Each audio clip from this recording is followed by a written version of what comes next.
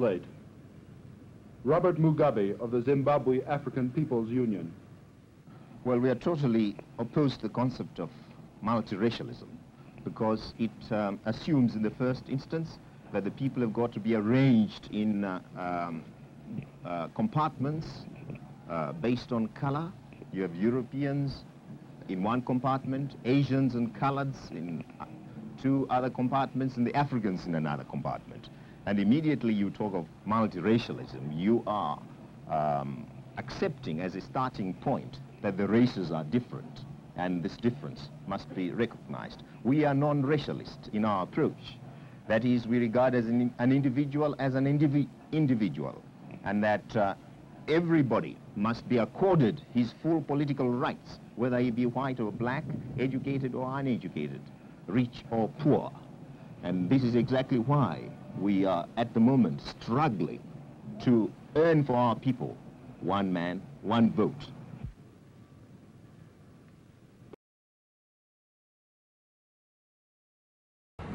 What kind of society do you want to see established in Zimbabwe after independence?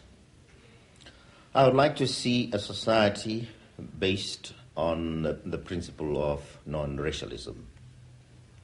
In other words, the present system whereby land is divided according to race, the economy is worked according to race, society as a whole is established on the principle of racial blocks.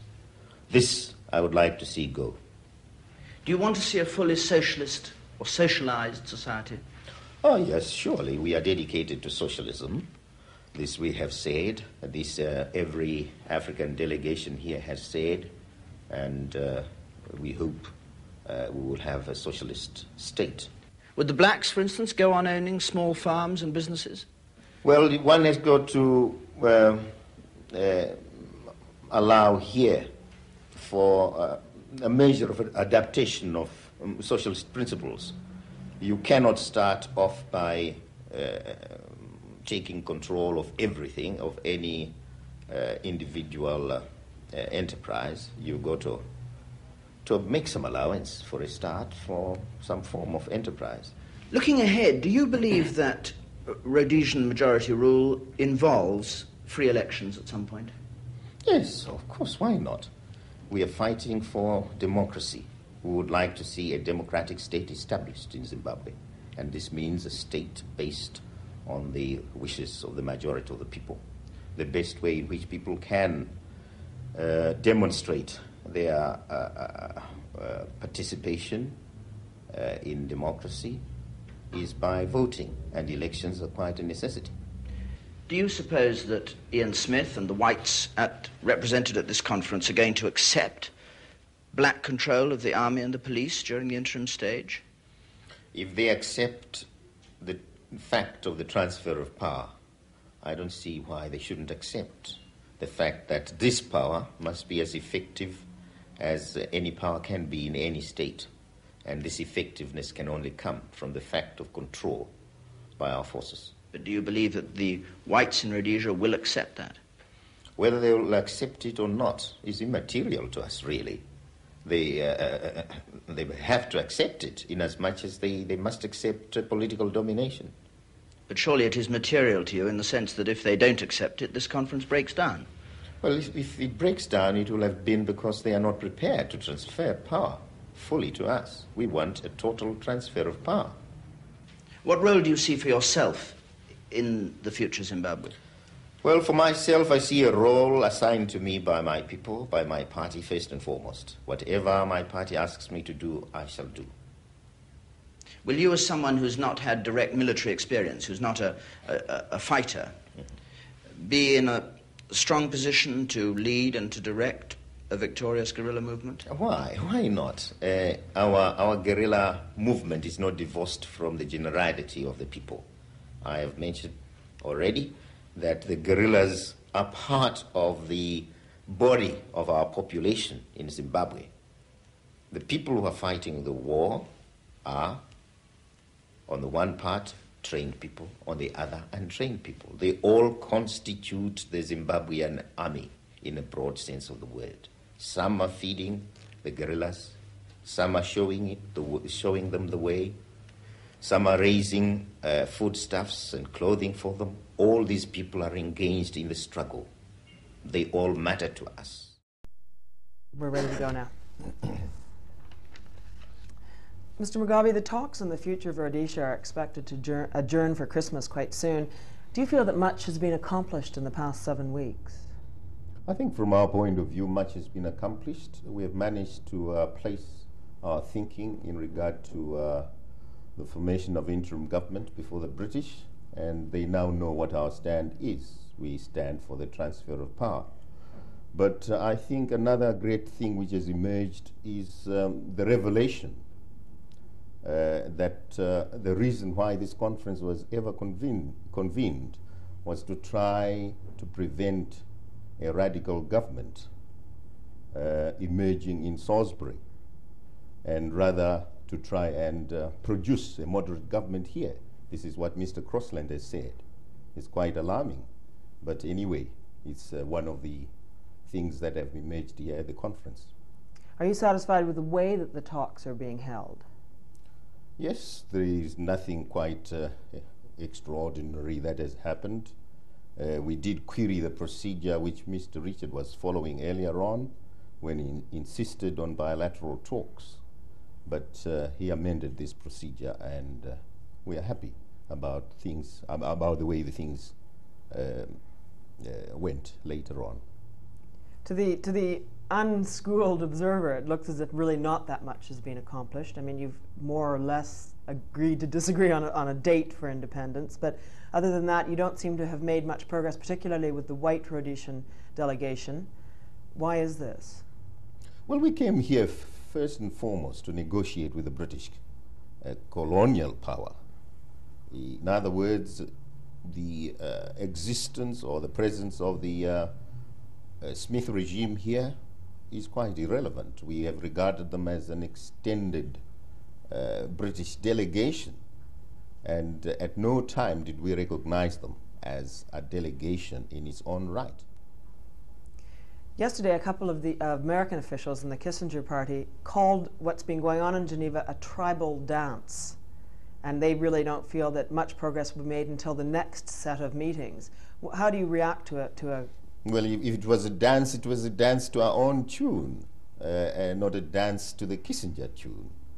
And we are happy that if we have danced, we have remained constant. Our step has been always that there must be a transfer of power to the people of Zimbabwe as such, and not that there should remain effective power in the hands of the settler community, which is what Kissinger had intended should be achieved by Geneva. Do you feel that will you first of all return to the talks when they resume, if they resume?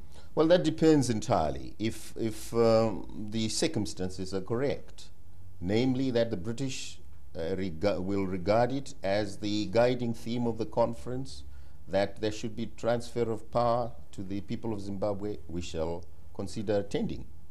But if it is to share power with the white community, which apparently has emerged as the new thinking on the part of Britain, that, of course, we shall resist.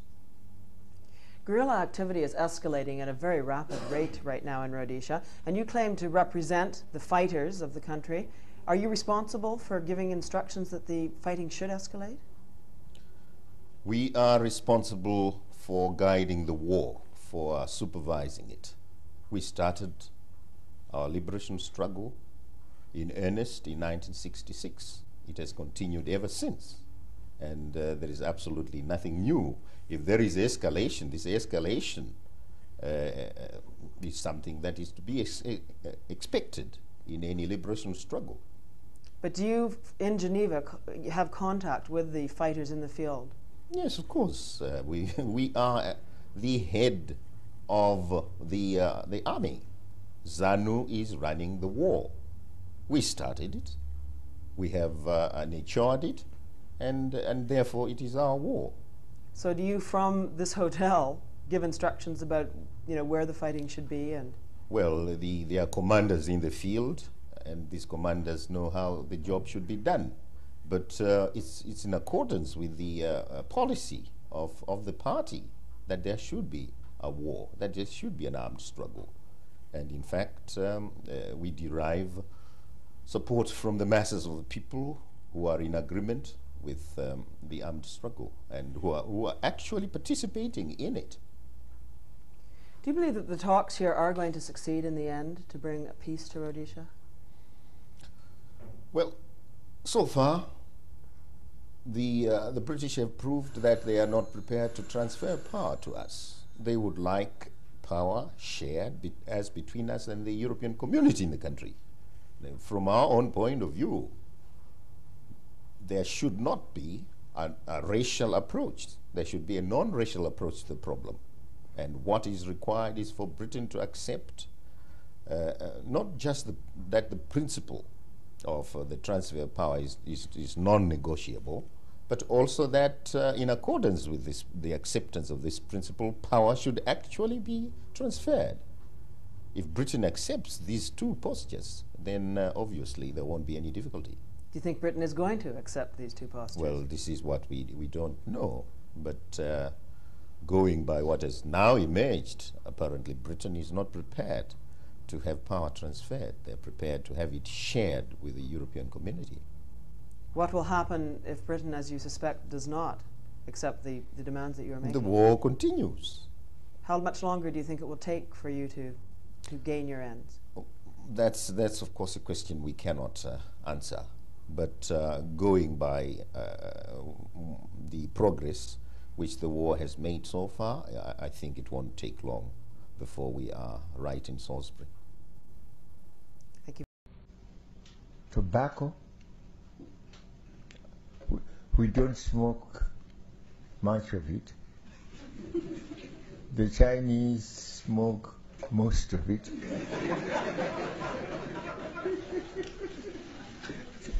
Well,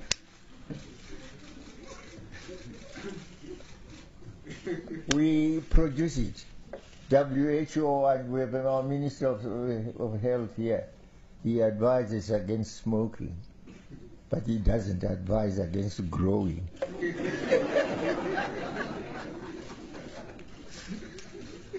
And we say, well, we will grow it for those who would want to smoke it. But the ministers of health and WHO will say, don't over-smoke. You get nicotine into your lungs and so on, and eventually it affects you. We say, well, they should listen to what the doctors say, but we continue to grow. Here it is. Our friends in China smoke as WHO advises you. But if you over-smoke, we'll grow more. And don't blame us. And in the name of God, we will say, well, we just gave them, as our neighbors, what they wanted from us. But we didn't force them, oh Lord, to smoke. Your Excellencies, Co-Chairman, President Jacob Zuma, and President Xi Jinping. Your Excellencies, heads of state and government, Your Excellency, the representative of Secretary General of the United Nations, if present, Your Excellency Dr. Nkosazana Dlamini Zuma, Chairperson of the African Union Commission, Honorable Ministers, ladies and gentlemen, comrades and friends. Before I read my statement, I must say, after listening to President Xi Jinping, a speech so rich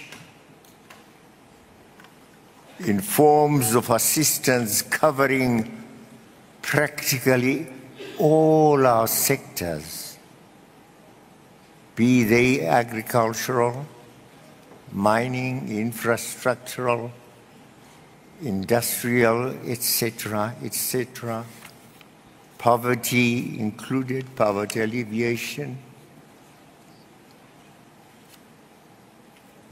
our children and the women. So much, so many facets of assistance. I'm sure you will agree with me that we give him a round of applause. A round of applause. Here is a man. Here is a man representing a country once called poor. A country which never was our colonizer. But there you are. He is doing to us what we expected those who colonized us yesterday to do. Let them, if they have ears to hear, let them hear.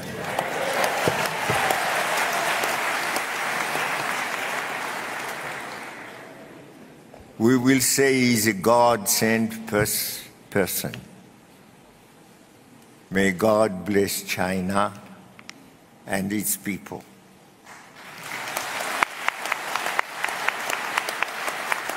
Ladies and gentlemen, I am deeply honored to address this historic second summit of the Forum on China-Africa Cooperation, FOCAC. On behalf of the African Union, I would like to express our sincere gratitude to our hosts for the warm welcome and hospitality extended to us. Co-chairman, I am particularly pleased that the second summit is a clear demonstration of the friendship, mutual respect, and understanding between African countries and China. Our relationship with China has stood the test of time and is destined to continue flourishing for many years to come. Co-chairman, I feel highly honored to take the floor immediately after President Xi Jinping has made the much-anticipated announcement of new measures, which are historic and destined to change and to inject more vibrancy into the already dynamic relationship between China and Africa. I therefore take this opportunity to express our sincere and profound gratitude. Once again, our detractors have sought to portray and reduce our relations to purely commercial ties driven, in their view, as they say, by China's appetite for and desire to extract raw materials from our continent. That's what they say. On the contrary, reality, fortunately, does not conform to such distorted, imaginative creations. Our relations go much deeper than the extraction of resources.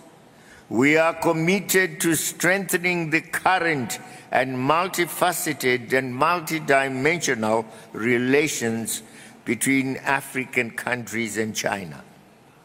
Co-chairman, 15 years ago, China and Africa decided to establish a platform founded on a strategic partnership to address issues of common development. The two partners agreed to promote a shared world vision based on peaceful development, mutual respect, and win-win cooperation. At this summit, we celebrate a milestone in the evolution of this platform on China-Africa cooperation. We therefore rededicate ourselves to the principal guidelines of our relations and to the mutuality of the outcomes we seek in our cooperation in the political, economic, cultural, and security spheres. Since the inception of FOCAC, we have witnessed tremendous growth in the relations between Africa and China.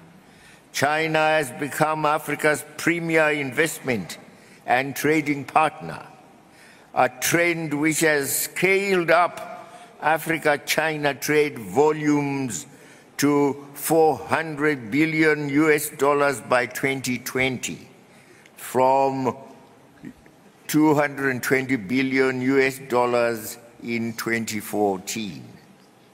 Co-Chairman, we commend efforts by FOCAC to deepen institutional ties with regional bodies, such as the African Union and its structures, as well as the African Development Bank.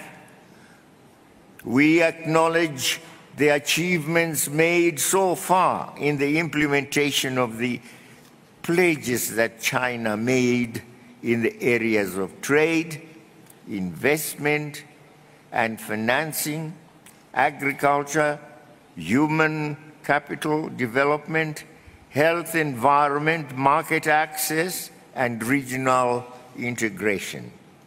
Co-chairpersons, dear colleagues, we welcome China's support for our determination to transform our country's economies through an industrialization strategy, which is driven by beneficiation and value addition of our natural resources and agricultural products.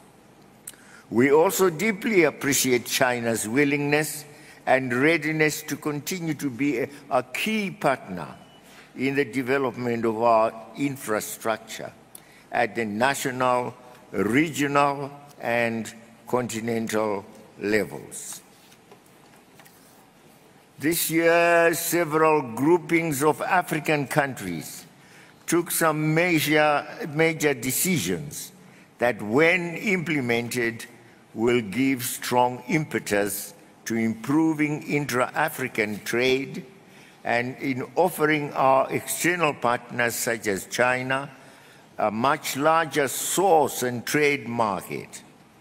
The Continental Free Trade Area and COMESA East African Community and SADC Tripartite Free Trade Area should contribute to integrating Africa's markets and in facilitating the free movement of goods and means of production.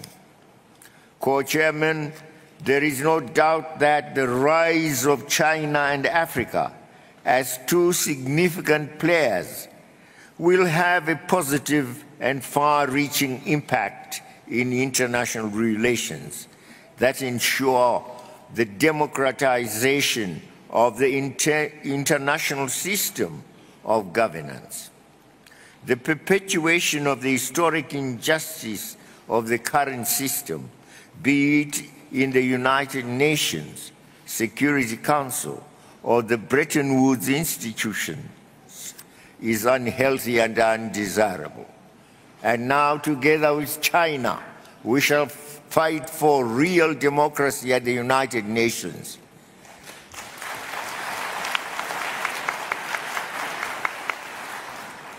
We continue to count on China's support and solidarity, therefore, in redressing this situation.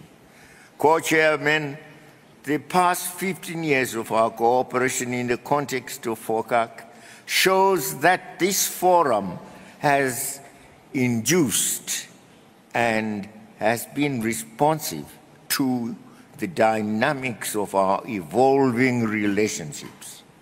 As we go forward in pursuit of implementing the global development agenda that we adopted in New York at the United Nations last September, it is proper that we assess the efficiency of our forum in the new development context. I am in no doubt that we will carry out this exercise with sincerity, mutual trust, friendship, and focus on concrete results, which are the bedrock of the foundations of FOCAC. Dear colleagues, distinguished delegates, as I conclude, I am confident that our deliberations here in Johannesburg will reinforce the interdependence between China and Africa as we pursue our shared vision. Long live Africa-China relationship. Long live the Forum for Africa-China Cooperation. And I thank you. And here to address the United Nations, President Mugabe joins me now in the studio. So welcome to this program. Thank you for coming in. What are you going to ask? Are you going to ask President Obama to lift the sanctions that are imposed?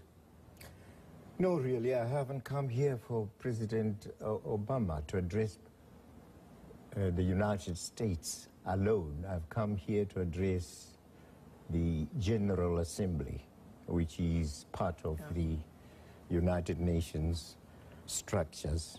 And we are entitled to discuss matters that affect us in the global environment, and then matters that affect us in a particular way as Zimbabwe. And this is what I'm going to do. So you obviously are calling for sanctions to be lifted? Yes, that I'll do, certainly. The sanctions are unjustified, they are illegal, and they are meant for regime change to address that illegal principle. You say for regime change, but it all really is about trying to get the political situation stabilized. And for the last year, you've been in a so-called power-sharing agreement with the leader of the opposition, Morgan Tsvangirai. What does power-sharing to you mean? Many people say that it's in name only right now. No, it is really power sharing. And that power sharing is encapsulated in an agreement we call the Global Political Agreement. And this was arrived at through the facilitation that we got from South Africa, and specifically through the facilitation by former President Thabo Mbeki. The problem, though, is, Mr. President, that many people are saying that you're still, and your party, is trying to sort of reduce the MDC majority or their officials in Parliament. There are MPs who are being arrested. They're being charged with alleged crimes to prevent them from being able to take office. Why is this still happening? First, may I make this quite clear, that the global political agreement was arrived at after a series of meetings which involved not just ZANU-PF, as represented by myself and our negotiators, but also between ZANU-PF and the MDC, as represented by Tsvangirai and Professor Mtambara and their negotiators. Right. And these provisions in the global agreement were reached after very strenuous discussions had taken place. Right. But And so they were not forced upon us. No, but the question we came to them deliberately. All right. We So arrived at them deliberately. All right, so if you say you arrived at them deliberately, why then are there MPs and officials still being harassed. The issue of those who have been arrested is a different matter altogether. Some of them had committed crimes before the global agreement. Crimes such as rape and kidnapping. You couldn't let people who have committed such crimes get away with it merely because there is a global agreement. Has Roy Bennett committed a crime? Why is he not being sworn in? Roy Bennett has been charged, and on the face of it, the charges are very serious. But I'm told, and I'm told this by the leader of the MDC, that the prosecution is adducing no evidence. There are no witnesses. And I've said, if there are no witnesses, the prosecution will arrive at a time when they will say so. So charged with but what? Let's not read that for them. Let them read that conclusion on their own. Do you think that he'll be appointed? Yes, if he's acquitted. But charged with what? Charged with having, tried to put, I think he was found responsible for, that's the allegation. The allegation is that he's responsible for organizing arms of war against Zimbabwe. Well, we'll obviously have to ask him about that. These are the charges that are being made on the face of them. Well, but if the prosecution cannot prove that in fact he did so, that in fact he's guilty of, trying to organize, Mr. Mugabe, that's certainly the first I'm hearing of it, and we will obviously put that to them. But can I say this? There are a lot of people, and you heard in that report, who considered you an African hero back in 1980.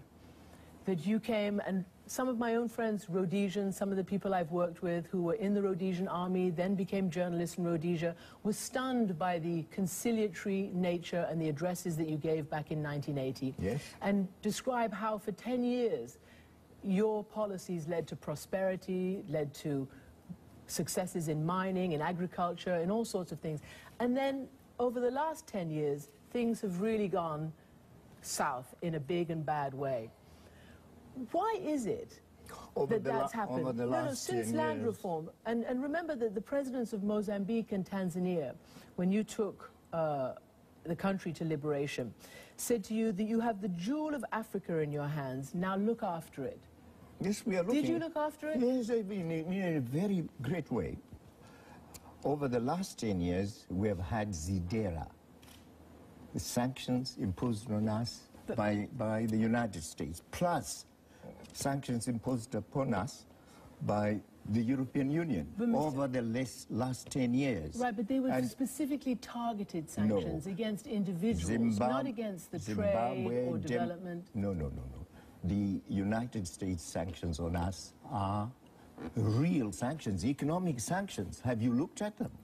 Look at them and you will satisfy yourselves that they prevent companies from having any dealings with us. But they're very specifically targeted. They prevent any financial institutions. But how do you account for these incredible statistics where since you took over, life expectancy has dropped, manufacturing has fallen, but I'm just telling 1 in 14 people are malnourished? You the reasons. It's because of sanctions mainly. But everybody says it's not because of sanctions, it's because of mismanagement. Not everybody says so. Most people do. Most independent observers say that. In Zimbabwe, it's not true. How to get out of this now? How to get out of this? Do you think, for instance, now... Sanctions must be lifted, and we should have no interference from outside. The continued imperialist interference in our affairs is affecting the country adversely. I would like to play one soundbite by a neighbor of yours, a Nobel Peace Prize winner, Archbishop Desmond Tutu, who said the following. He's destroyed a wonderful country, a country that used to be a bread basket. It has now become a basket case itself. But I think now, that the world must say, look, You have been responsible with your cohorts. You have been responsible for gross violations, and you are going to face indictment in The Hague unless you step down.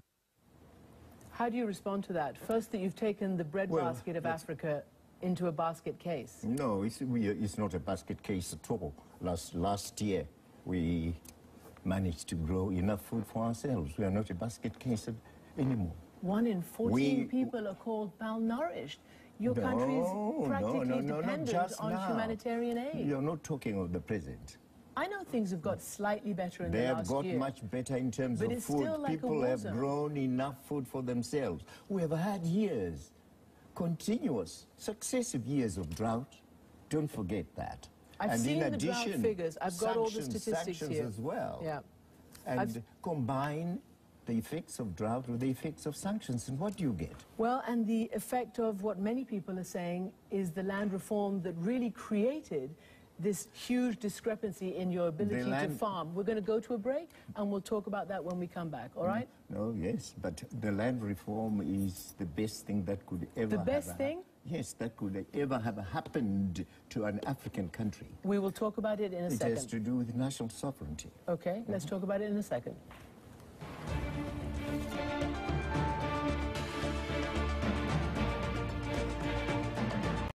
There are those with very sharp eyes who begrudge us for what God has given us. They wish our oil was theirs. They wish our diamonds and gold and all we have by way of underground wealth, all that wealth they wish was their own.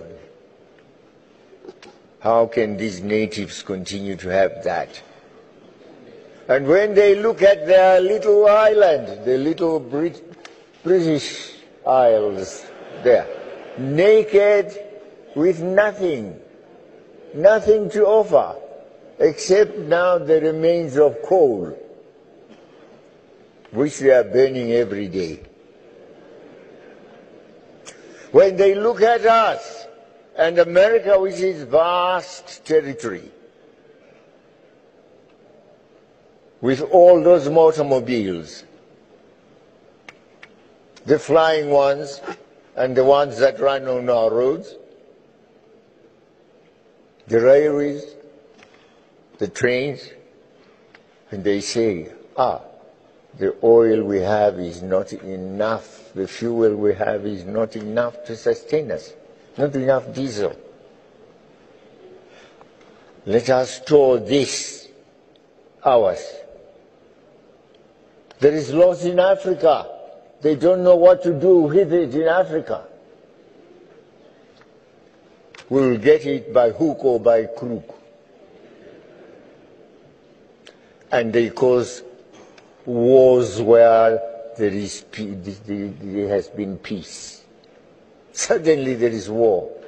Suddenly there is war in Iraq, where Saddam Hussein, he might have been a dictator, but there was peace in his country. They want his oil. And Bush says, no, this man, as an excuse, you must open the door. This man is a cruel man. He is preparing to slaughter others. He has weapons of mass destruction.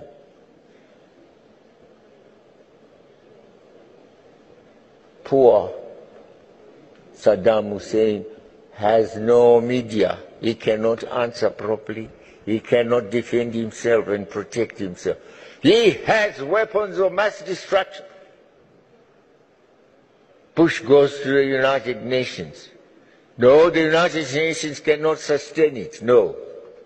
Well, with or without the United Nations, I will go fight this man. He is a danger to the world.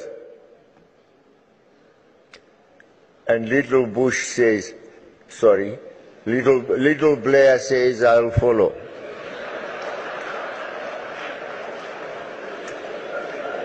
Follow my leader wherever he goes.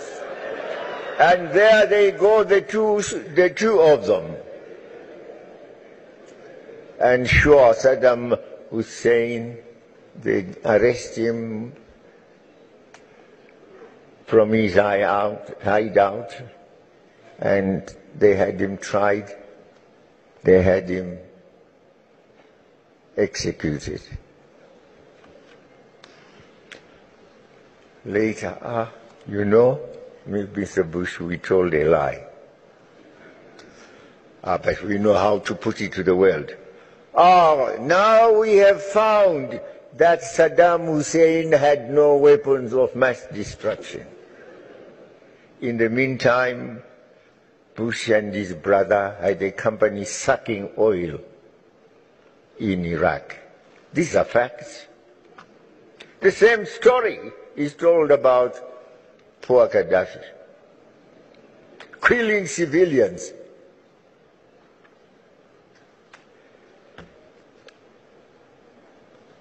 This comes to the United Nations Security Council, Chapter 7. They get the NATO powers, the 2/3 majority. And there they go, all of them. The leader of Britain, the leader of France, the leader of Italy, Berlusconi. You know, I never knew Berlusconi loved fights. I knew he loved women.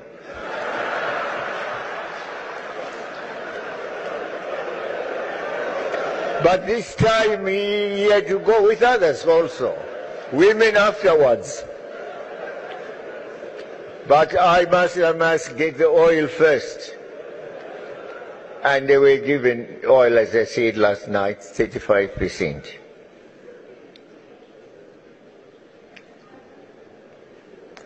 Gaddafi is killed, alongside children, also killed.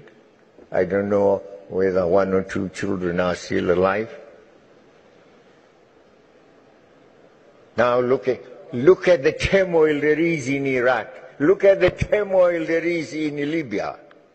All that to confuse the situation so they can have an excuse to go in and draw, if you will, as we fight each other. They are busy drawing fuel and enriching themselves.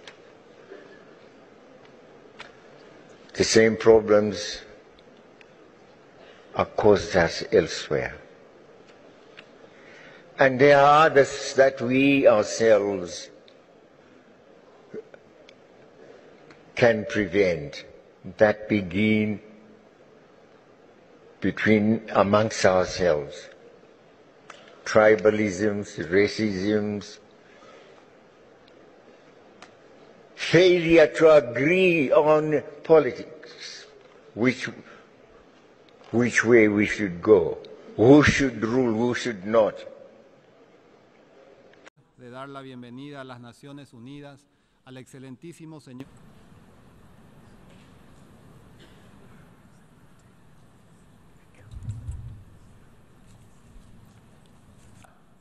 Nowhere does the Charter arrogate the right to some to sit in judgment over others in carrying out this universal obligation. In that regard, we reject the politicization of this important issue and the application of double standards to victimize those who dare think and act independently of the self-anointed prefects of our time.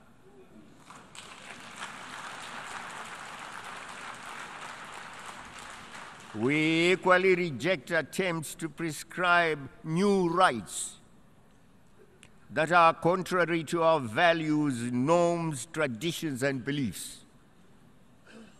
We are not gays. Towards Agenda 2063, unquote, We reiterate our unwavering support to the just cause of the Palestinian people. Do we agree, Mr. United States? We also reiterate that lasting peace in the Middle East can only be achieved through negotiations to achieve a two-state solution based on the pre-1967 borders. We are concerned by the increase in tensions in that region and urge the United Nations to assume its responsibility and bring an end to this senseless conflict. University of Science and I've also read of the tragedy and loss of life in the Mediterranean. The majority of the affected people are from Syria or from other countries devastated by conflict and instability induced in great part by the destabilization policies of external forces.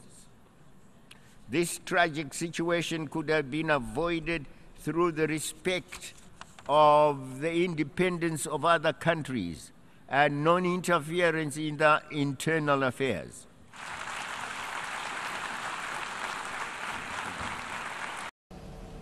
And now you get some people still saying, because we are white and you're black, we can't give you the honor of equality in the Security Council. Nonsense.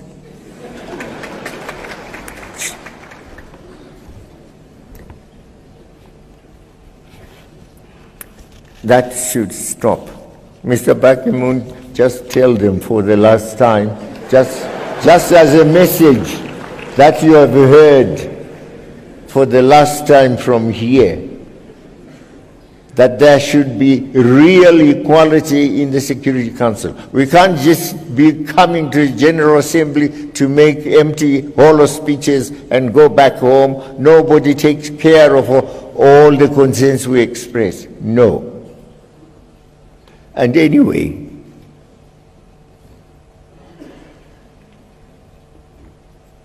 the headquarters is actually of the United Nations is misplaced. Where do you have most of the people? You have 1.2 million million people in India, 1.3 in China, and Africa, we are getting to nearly 1 billion also. Now put us together, just these three, and then put those with the white faces and pink noses. Put them together as against us. How many are they, even man to a man? And do we allow that group should continue to harass us even in our independent countries? Regime change, Mugabe should not be there, we want someone else. The Creator was telling me the other day that he had been told that, oh no, your party, Chama cha Mapinduzi, had been in power for too long. You must now allow another party also to take over. Is that democracy? And that was coming from Europe. Tell them to shut their mouths.